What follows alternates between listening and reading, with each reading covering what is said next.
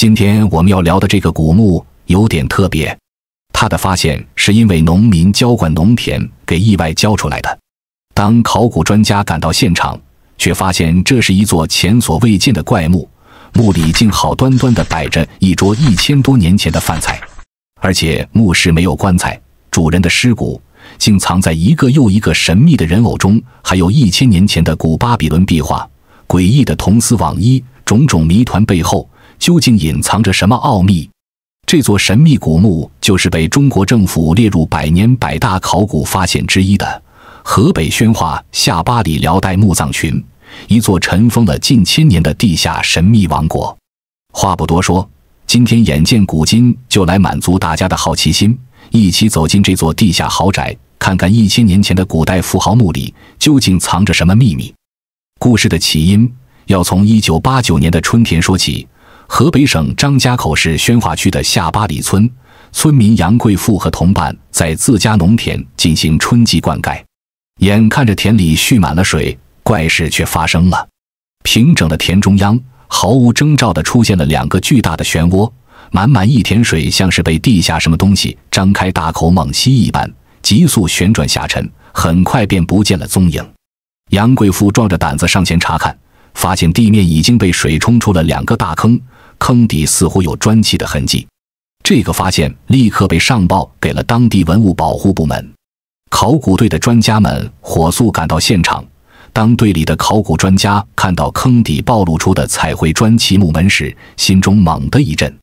这场景，这规制太熟悉了。他立刻联想起10几年前，也就是1971年，同样是在这个村子，他的父亲就曾主持发掘过一座辽代大墓，编号为 M1。那座墓的墓主叫张世清，是辽代归化州的一个名门望族，相当于古代大富豪。他的墓门也同样是这种彩绘砖砌结构，墓中精美绝伦的壁画让整个考古界都为之震撼。难道说这片看似普通的农田之下，不止一个墓，而是隐藏着一个庞大的辽代张氏家族墓葬群吗？随后经中国国家文物局批准，一场大规模的抢救性发掘迅速展开。下八里村农民这次发现的这2座因灌溉而重见天日的墓葬，被依次编号为 M2 和 M3。初步勘探的结果令人无比振奋，2座墓葬的封土和结构都非常完整，没有任何被盗墓贼破坏的痕迹。这意味着一个沉睡了近1000年的地下世界即将原封不动地展现在世人面前。然而当南2号墓的墓门被缓缓开启，考古队员们探身进入后，却陷入了第一个巨大的困惑之中。墓室不大，是个单室6角形墓，但里面摆满了随葬品，几乎连下脚的地方都没有。因为农民们灌溉进水，墓里全是淤泥，清理工作异常艰难。可就在这紧张又兴奋的时刻，一个诡异的问题浮现在所有人的心头，这墓里好像少了点什么。考古队员们一层层地往下清理，直到墓室见底，大家终于确定了那个令人脊背发凉的事实：墓里竟然没有棺材。一座保存完好、没有被盗的墓，却没有棺材。难道墓主人凭空消失了吗？正当众人疑惑之际，他们在墓室的北侧发现了一些腐朽的木头残片，但这些零散的木片根本不够拼成一口棺材。更奇怪的是，这些木片上似乎还写着一些看不懂的文字，上面有汉字，也有一些像是鬼画符一般的梵文。殊不知，留给考古队的悬念才刚刚开始。正当考古队对 M2 号墓的无关之谜百思不得其解时，旁边的 M3 号墓清理工作取得了突破性进展。清开淤泥后，一个长方形的木箱子赫然出现在眼前。这个木箱长约1米，高约半米，上面同样写满了看不懂的梵文和一些能辨认的汉字。考古队员立刻意识到 M2 号墓里那些零碎的木片拼起来应该也是个一模一样的箱子。就在考古队小心翼翼地打开箱子后，却发现里面没有金银珠宝，只有一层黑色的颗粒状物质。现场经验丰富的专家一眼就认出来了，这是人火化后的骨灰。我们知道，古代汉人讲究身体发肤，受之父母，崇尚土葬。为什么这个显赫的张氏家族却要选择火葬呢？火葬在今天看来十分普遍，但在古代，尤其是在注重入土为安的中原地区，并不常见。不过，在辽代，情况有所不同。契丹人建立的辽国深受佛教影响。辽代的归化州，也就是今天的河北宣化，毗邻佛教圣地五台山，佛教文化空前繁荣。根据 M1 号墓出土的墓志记载，墓主人张世清的家族就世代尊崇佛教，曾多次捐钱修建佛寺、佛塔，因此张氏家族的成员在去世后采用火葬也就不足为奇了。那么眼下无关之谜算是解开了，但当考古队以为这就是真相时，接下来的发现让众人觉得这仅仅是这个家族墓葬群展露的冰山一角。M2、M3 号墓的发掘仅仅是一个开始，考古队意识到这片地下可能隐藏着一个巨大的家族墓地。随后，河北省文物局、张家口文物研究所以及宣化区文管部门三方联合，对下8里这片区域进行了更大范围的勘探，果然又发现了 M7 至 M10 等多座保存完好、陪葬丰富的辽代墓葬。而在所有已发掘的墓葬中， M7 号墓的发现过程无疑是最富戏剧性，其内部景象也最为震撼的。当考古队清理完 M7 号墓的墓道和前室后，被一扇连接前后室的木门挡住了去路。令人称奇的是，这扇经历了近1000年时光的木门上，竟然还挂着一把锈迹斑斑的铁锁，将后室的秘密牢牢锁住了。这可把现场的考古队员难坏了，一把锁了900多年的铁锁，内部早已锈死，用常规方法根本无法打开，若是强行破门，又必然会损坏珍贵的文物。正当大家一筹莫展之际，一位细心的队员抱着试试看的心态，伸手在门的上梁上摸索了一下，奇迹却发生了，他竟然真的摸到了一把冰冷的、带着泥土的钥匙。这把钥匙正好就是开这把锁的钥匙。可以想象，当年的工匠在埋葬墓主人后，用锁锁上了这道通往后室的门，然后顺手就把钥匙放在了门楣上，也许是不希望外人打扰墓主人的安宁吧。用这把沉睡了900多年的钥匙，考古队员轻轻打开了那把古老的铁锁。当手电筒的光照进去，后室里的景象让所有人都惊得目瞪口呆，仿佛时间瞬间凝固了。这里没有想象中冰冷的棺椁和杂乱的随葬品，映入眼帘的竟然是一场仿佛从未散席的活生生的千年宴席，一桌丰富的美味佳肴。后室的正中央整整齐齐地摆放着2张木质供桌、2把木椅，桌上琳琅满目的餐具整齐排列，包括各式碗碟、瓶子与汤匙，釉色丰富，黄白相间。每一件餐具旁边还静静守护着一盏焰烛灯，完美再现了墓主人生前的用餐场景。而碗碟之中盛放的正是1000年前的珍馐美味。考古工作者们仔细辨认，发现盘中有秋梨、枣子等水果，还有一整碗颗粒饱满、色泽尚存的板栗，和今天我们吃的几乎没有差别。甚至还有烹调好的菜肴，虽然已经无法分辨具体是什么菜了。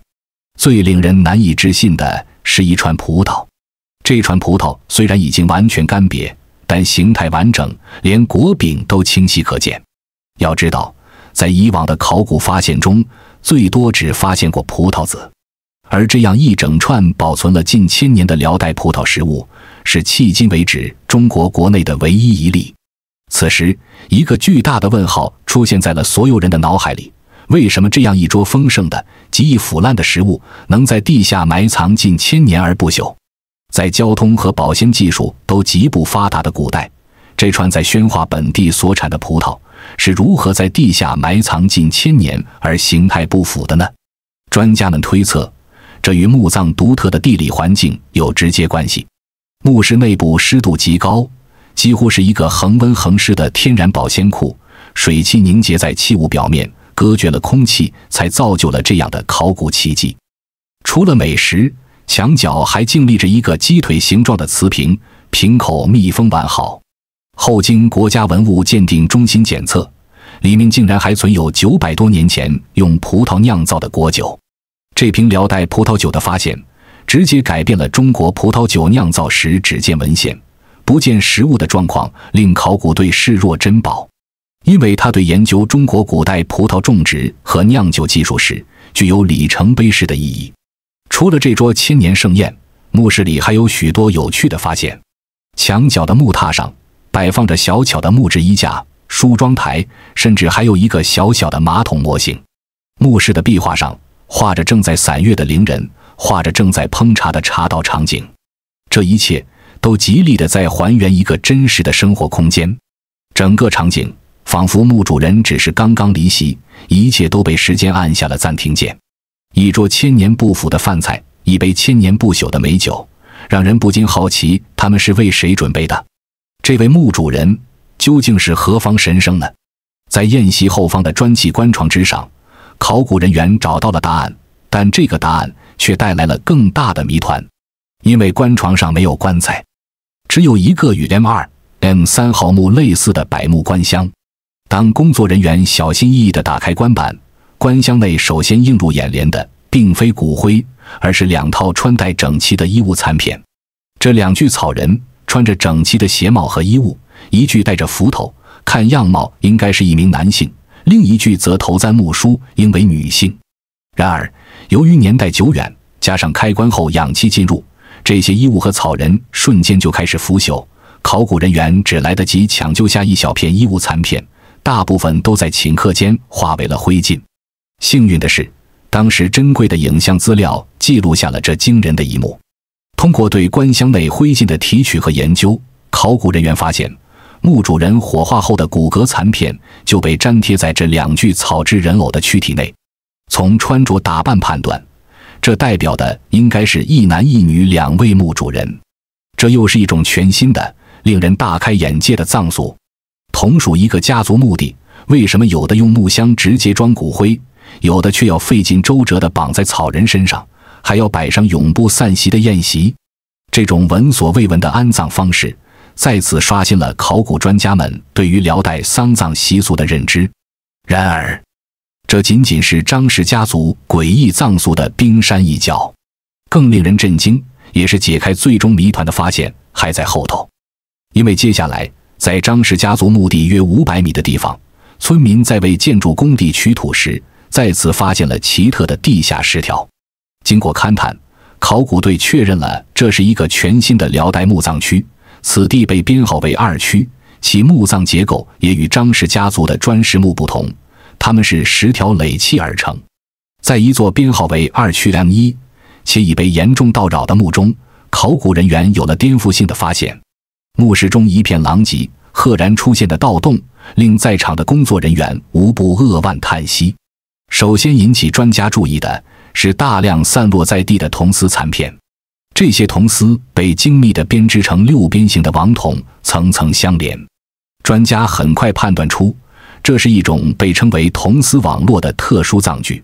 它是辽代契丹贵族死后使用的一种殓衣，根据墓主身份等级还有银丝、金丝之分。因为契丹人相信人死后若形体不散，则灵魂也不会离开，因此他们用金属网衣将尸身紧紧包裹，以求永存。这证明此墓的男主人是一位身份尊贵的契丹贵族。然而与这位契丹贵族合葬的并非另一位契丹人。在清理铜丝网络的过程中，考古队员发现了大量带着榫卯结构的人形木块，七零八落，像被肢解的尸体。当他们将这些木块小心翼翼地清理拼合之后，所有人都被眼前的景象惊呆了。那竟然是2具形态逼真、关节可动的木偶，一具被判断为老年女性，另一具则是年轻女性。这些木偶由10几块白木雕凿而成，面容刻画细致入微，四肢关节通过榫卯结构连接，竟然可以像真人一样自由活动。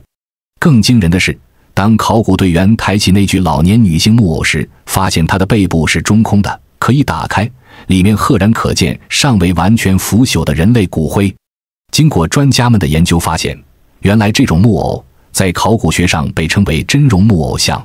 它才是辽代汉人贵族最高等级的葬具之一。人火化之后，骨灰并非简单地放在箱子里，而是被庄重地装进一个为其量身打造的、与生前容貌一般无二的木偶身体里。他们相信，这样就能形神不散，灵魂有了可以寄托的身体，便可以在另一个世界继续存在。但考古队又发现一个不解的问题：2区 M1 号墓是一座极其不合逻辑的墓葬，墓里居然有3位墓主人，一位是穿着铜丝网络，是以干尸形式下葬的契丹贵族男性，一位是被装在老年女性真容木偶像里的火化墓主，还有一位则是那尊年轻女性的真容木偶像。起初，考古人员很自然地认为，这是一座1夫2妻的合葬墓，一位契丹贵族丈夫娶了2位妻子。在辽代，这种情况并不罕见。然而，随着对这2具木偶像的修复和深入研究，考古队员们发现事情远没有那么简单。首先，2具木偶像的待遇完全不同。老年女性的木偶腹腔被掏空，里面装满了骨灰，而年轻女性的木偶体内并没有发现骨灰，而是填充着一些褐色的沙粒。为什么同为妻子，一个体内有骨灰，另一个却只装了沙子？其次，2具木偶的腐朽程度也完全不同。老年女性木偶的痕迹表明，她是以平躺的姿势下葬的，而年轻女性木偶下肢几乎完全腐朽消失，但上身却保存较好。考古专家推测，她下葬时的姿态很有可能不是躺着的，而是盘腿打坐的。最后，一个细微的发现彻底点醒了众人。修复专家发现，那尊年轻女性木偶的手指并没有像老年木偶那样自然并拢，而是摆出了一个非常柔美、特殊的手势。在佛教中，这很可能是一种手印，是打坐修禅时的一种标准姿势。综合所有线索，一个大胆而合理的推测浮出水面：这尊年轻貌美、盘腿打坐、体内装满沙粒的木偶，根本不是墓主人的妻子，而是一尊制作精美的木雕佛像。在辽代，佛教盛行，墓室中安放一尊佛像，是为了表达墓主人崇信佛法，希望死后也能有神佛相伴。而佛像体内装的沙粒，在佛教中也常常被用来象征神圣的舍利。如此一来，这座墓的谜底终于被彻底揭开。这是一座辽代契丹贵族与汉族女子的夫妻合葬墓，男主人是那位身穿铜丝网络、以干尸下葬的契丹贵族，他的妻子则是一位笃信佛教的汉族人，死后火化，骨灰盛放在了模仿他生前容貌的真容木偶像之中。而那尊年轻的木偶，则是他们带入地下的佛像，用以陪伴和庇护他们的来生。看完了奇特的葬俗，我们再将目光投向这些墓葬的四壁。如果说葬俗反映了辽人对死后世界的想象，那么满墙鲜艳、内容丰富的壁画，则是他们现实生活的真实投影。张氏家族墓群就是一座无与伦比的辽代社会生活画廊。在最早发现的张氏青墓中，壁画的气势最为恢宏。前室东西两壁是2幅大型主题壁画，如同一场盛大的演出。东壁是散乐图，描绘了一支由12人组成的宫廷乐队，其中11位乐师手持琵琶、玉箫、腰鼓、拍板等各式乐器，神情专注地演奏着。乐队正中央则是一位翩翩起舞的舞者，他手舞足蹈，姿态奔放，将整个画面的欢乐气氛推向高潮。与他遥遥相对的西壁则是出行图，画中一匹神骏的白色宝马，身披华丽的鞍鞯，前后则簇拥着持伞、持帽、牵马的侍从，再现了墓主人生前出行时前呼后拥的浩大声势与尊贵地位。而在 M2、M3 等其他墓葬中，壁画的内容则更偏向于日常化、生活化的场景。例如 M2 号墓西南壁的备茶图，就为我们详细描绘了辽代人饮茶的全过程。侍女们有的在准备茶具，有的在用茶壶煮水，有的则准备奉茶，整个流程清晰可见，为我们研究辽代饮茶文化提供了宝贵的第一手图像资料。然而，这些墓室壁画中最令人叹为观止，也最能体现辽代文化开放性的，并非墙壁上的生活场景，而是高悬于墓主人头顶的那片壮丽苍穹。在张氏青墓以及 M2、M3号墓的穹顶之上，考古学家们都发现了一幅结构复杂、色彩斑斓的圆形星图。这片绘制在墓室顶部的星空，不仅仅有中国天文学家早在4、5千年前就用以观测日月五星运行的28星宿，令人震惊的是，在这套我们熟悉的东方星官体系之间，竟然还穿插绘制着源自遥远古巴比伦的黄道12宫。双子座、金牛座、巨蟹座，这些我们今天耳熟能详的星座符号与角、亢、低、房等中国传统星宿，在同一个时空、同一片天幕下交相辉映。这是当时在中国境内首次发现将中西方两大天文体系完整地融于一体的星图，它的出现立刻引起了天文学界巨大的轰动。专家考证，这套黄道12宫系统是从西方欧洲发源，首先传入印度，并被当地佛教所吸收，后来随着佛教的东传，经由敦煌等地，最终传入作为辽国重镇的河北宣化。古人将这片融合了东西方智慧的星空绘制在墓顶，其用意是相信它能为逝者的灵魂照亮通往另一个世界的路，同时也能让灵魂在另一个世界仍能看到生前所在的人间星象，从而指引他们庇佑后嗣，并在某一天能顺利重返人间。这不仅是辽代天文观与哲学观的完美结合，更是中古时期东西方学者在天文学领域交流与沟通的最佳写照。它无声地证明，早在1000年前，中国的祖先就已经在仰望一片包含了世界文明的广阔星空。考古最激动人心的时刻，莫过于通过冰冷的器物和石碑去还原一个个鲜活的生命。在下巴里墓葬群中，最后专家们找到了墓志铭，它将串联起所有线索，为我们讲述张氏家族的100年故事。这个庞大家族的内部关系也如拼图一般被完整地呈现出来。原来张氏家族都是汉人，最早发现的 M1号墓主张世清是整个墓葬群中辈分较小的孙辈。留下千年饭局的 M7号墓主叫张文藻，根据墓志记载是张世清的亲叔叔。墓志中说他年轻时嗜酒如命，但年过30后忽然醒悟，放弃了杯酒声色的生活，开始尊崇佛理，修身养性，并在后来的人生中兢兢业业，勤勉持家，为张氏家族创造了丰饶的财富。而另一座 M10号墓的主人张匡正，则是张世清的祖父，是目前已发现的墓葬中整个张氏家族的大家长。墓志形容他性情淳朴，耿直，凡事亲力亲为，是一位不好饮酒，喜爱研习佛法，令族人敬畏的75岁长寿老人。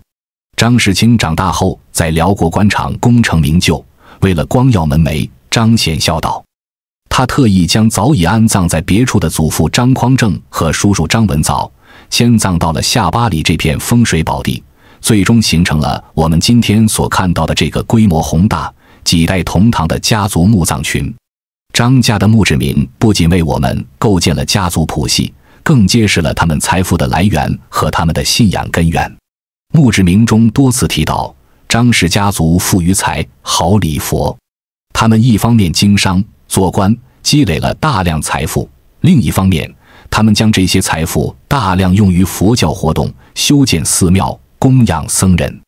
这种虔诚的信仰也解释了他们为何会选择火葬。在辽代，契丹贵族依然保持着传统的木乃伊式葬法，而张氏家族作为汉人，却放弃了汉人传统的土葬，选择了与佛教教义更为契合的火葬。这是一种文化上的主动选择与融合。他们生活在契丹人统治的疆域里，身为汉人，他们既要适应辽国的社会环境，又要保持自己的家族传统。最终，佛教成为了他们精神上的最佳寄托。通过火葬和精心布置的墓室，他们构建了一个完美的死后世界，灵魂摆脱肉体，在壁画所描绘的家中稍作停留，享用一顿最后的晚餐，然后在家人的陪伴和僧人的指引下，沿着穹顶星图的路线飞向永恒的极乐净土。这是一个多么富有诗意和想象力的设计！张氏家族的故事是那个大时代下一个汉人家族在北方草原政权中生存、适应与发展的缩影。